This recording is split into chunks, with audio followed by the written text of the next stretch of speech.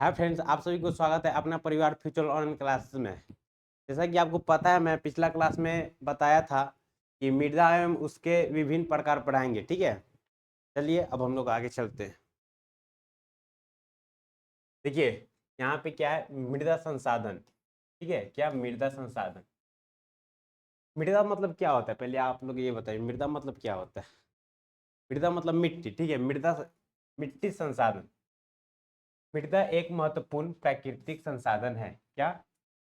मृदा एक महत्वपूर्ण प्राकृतिक संसाधन है। मिट्टी में हो मिट्टी में हो मिट्टी में ही हो सॉरी होती खेती होती खेती होती है। सॉरी, मिट्टी में ही खेती होती है।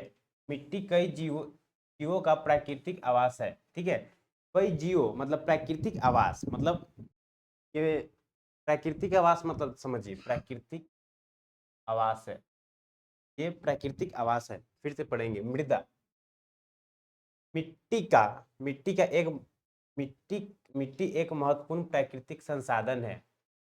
महत्वपूर्ण प्राकृतिक संसाधन है।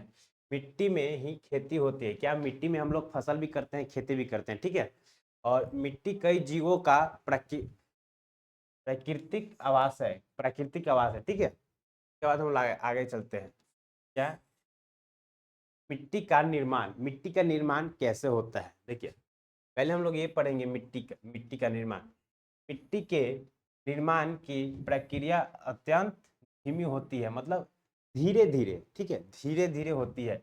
इसका इसका का अंदाजा इस बात से लगाया जा सकता है कि मात्रा एक सेमी सेमी मृदा के बनाने में हजारों वर्ष लगा जाता है। ठीक है, थोड़ा सा भी मिट्टी बनाने में हजारों वर्ष का टाइम लगता है। ठीक है, थोड़ा वर्ष मतलब थोड़ा सा भी बनाने में ये मिट्टी का टाइम लगता है। थोड़ा सा भी बनता है मिट्टी तो टाइम लगता है। दूसरा है, देखिए, मृदा का निर्माण सैलो सैलो के अपघटन अपघटन क्रिया से होता है। सैलो का निर्माण अपघटन क्रिया से होता है। क्या से? अपघटन क्रिया से होता है। मृदा के निर्माण में कई प्राकृतिक कारकों की महत्वपूर्ण भूमिका होती है। क्या? महत्वपूर्ण भूमिका होती है। ठीक है, जैसा कि तापमान, पानी का बहना, पवन। ठीक है, जैसा कि तापमान और पानी का बहना और ये पवन। ठीक है, और तीसरा देखिए, इस प्रक्रिया में कई भौतिक और रासायनिक परिवर्तनों का भी योगदान है। रासायनिक मतलब भौतिक परिवर्तनों का भी बहुत योगदान है। देखिए, अब हम लोग पढ़ेंगे मृदा के प्रकार। मृदा मतलब मिट्टी के प्रकार। पहले हम लोग ये जानेंगे लाल मिट्टी। ठीक है, लाल एवं पीली मिट्टी। मृदा लाल एवं पीली मिट्टी कहाँ पे पाए जाते हैं, पहले आप लोग ये बताइए।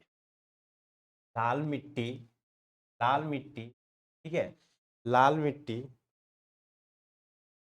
लाल मिट्टी एवं पीली मिट्टी ज्यादातर कहाँ पाए जाते हैं? ज्यादातर ओडिशा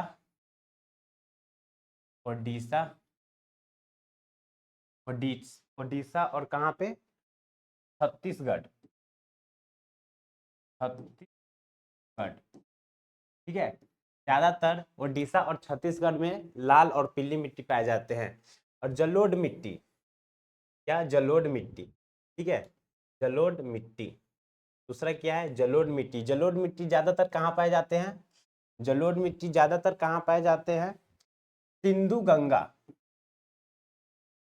सिंधु गंगा या गंगा सिंधु गंगा के आप लोग नाम सुनेंगे, गंगा के तट पर। ठीक है, जो गंगा के मैदान में पश्चिम बंगाल, जैसे मान लीजिए यहाँ भारत है, अ,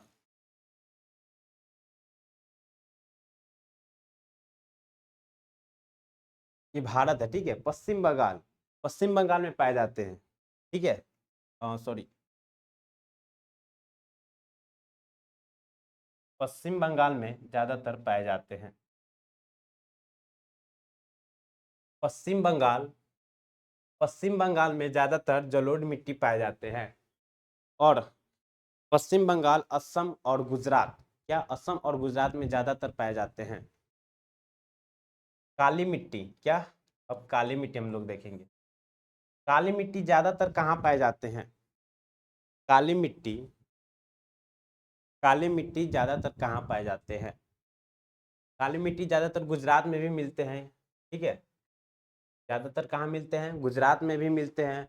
और ये गुजरात हो गया। और भारत के ढक्कन पठार, भारत के, भारत के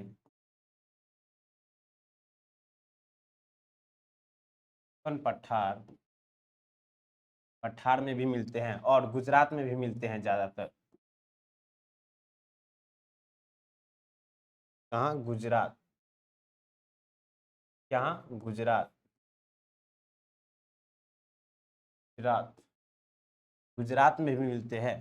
वन मृदा, आगे है वन मृदा। वन मृदा ज्यादातर कहाँ मिलते हैं? जब वन मृदा मतलब आप जहाँ ज्यादा वहां पे वन होता है, क्या? वन होता है, क्या? वन होता है। हिमालय पर्वतीय क्षेत्र, कहाँ? हिमालय, हिमालय, हिमालय पर्वतीय क्षेत्र, ठीक है। हिमालय पर्वतीय क्षेत्र पर ज्यादातर वन मृदा मिलते हैं, ठीक है। पांचवा है मरुस्थलीय मृदा, पांचवा है मरुस्थलीय मृदा, ठीक है। पांचवा है मरुस्थलीय मृदा। मरुस्थलीय मृदा कहाँ पे मिलते हैं? ठीक है, जहाँ पे मरुस्थलीय मतलब ये बालू का रेत हो, ठीक है, जहाँ पे बालू का रेत हो वहां पे हम लोग मरुस्थलीय, जैसे राजस्थान, क्या? राजस्थान, क्या? राजस्थान, राजस्थान हो गया। गुजरात, गुजरात हो गया, क्या? गुजरात, गुजरात, क्या? गुजरात,